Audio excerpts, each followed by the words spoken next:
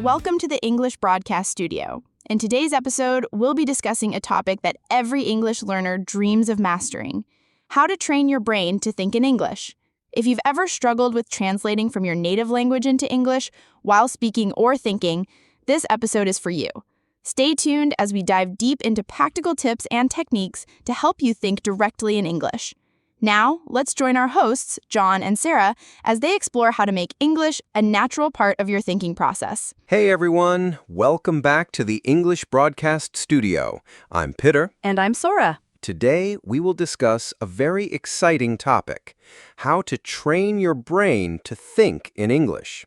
I know a lot of people struggle with this, including me at times, but with the right techniques, it can be done. Yes, I completely agree. When you first start learning a language, it's natural to think in your mother tongue and then translate to English. But the goal is to get rid of that translation step and think directly in English.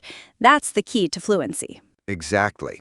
It's like switching gears from your native language to English without even realizing it. But let's start from the beginning. Why is it so important to train your brain to think in English? Well, when we think in our native language, there's always a delay between what we want to say and how we say it in English. This delay happens because we are translating, and that makes us feel less confident. But if we start thinking in English, we eliminate that delay, and speaking becomes much smoother and faster. It's like speaking naturally without any hesitation. I love that. So, how do we start? What's the first step? The first step is immersion. You need to surround yourself with English as much as possible. Listen to English podcasts, watch movies or TV shows in English, and try to read books or articles in English. The more you expose your brain to English, the more your brain will start to recognize English as its natural language. That's a great point. And it's not just about listening and reading. You need to actively engage with the language. For example, when you're watching a TV show in English, try to repeat phrases out loud or summarize what you heard in English. Exactly.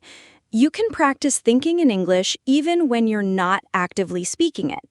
For example, when you're doing something simple like washing the dishes, try to describe what you're doing in English.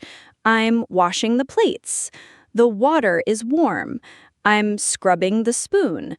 These small exercises train your brain to think in English without translation. I like that. It's a simple yet effective technique, and the more you do it, the more natural it will become.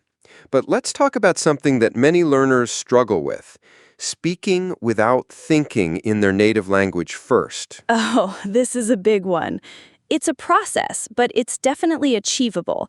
One thing that really helps is practicing with real-life situations. Try to speak to native English speakers, or if that's not possible, find a language partner to practice with. Speaking regularly in English helps to reduce the habit of translating from your native language. Yes, and you don't have to worry about making mistakes. I know some learners get really anxious about speaking, but remember, making mistakes is part of the process. The more you speak, the more you'll get used to thinking in English, even if you mess up a few times. Absolutely. And one more thing to consider is the silent period. It's totally okay to not speak at first while you're listening and absorbing new vocabulary and sentence structures. Your brain is already processing the language, and over time, you'll feel more comfortable speaking in English. That's a great point. I remember when I was learning Spanish, I spent a lot of time just listening and observing before I felt confident enough to speak. It's crucial not to rush the process. Right. And speaking of listening, another tip to train your brain to think in English is to engage in active listening. When you listen to English, don't just passively hear the words. Focus on how sentences are structured, how native speakers use different expressions, and try to imitate their tone and rhythm. I completely agree. Active listening is so powerful. And another technique that works really well for me is keeping a journal in English. Every day, write down your thoughts, your plans, or even things that happen during the day in English. It helps you process your day in English and builds that mental connection to the language. Yes, keeping a journal is such an effective strategy. I personally recommend setting aside a few minutes every day to write in English. It doesn't have to be long or perfect, just a few sentences. It could be anything from your daily activities to your feelings or even goals. That's fantastic advice. It's important to make thinking in English a habit. The more you engage with the language, the more it becomes a part of your daily life. Right, and don't forget the power of positive reinforcement. Celebrate your progress, no matter how small it may seem. Every time you successfully think in English without translating, you're one step closer to fluency. So true. And if I can add one more thing, consistency is key. You need to practice every single day, even if it's just for 10 minutes. Over time, you'll start noticing that your brain switches to English automatically in more situations. Exactly. It's all about the long-term commitment to making English a part of your mental routine. And don't get discouraged if it takes time. The more you immerse yourself in the language, the more natural it will feel. And with time, you'll start thinking in English without even trying. It'll become your default language. So let's quickly recap what we've discussed today. Sure. To train your brain to think in English, start by immersing yourself in the language. Listen to English media, read in English, and speak as much as possible. Practice thinking in English during your daily activities, keep a journal, and engage in active listening.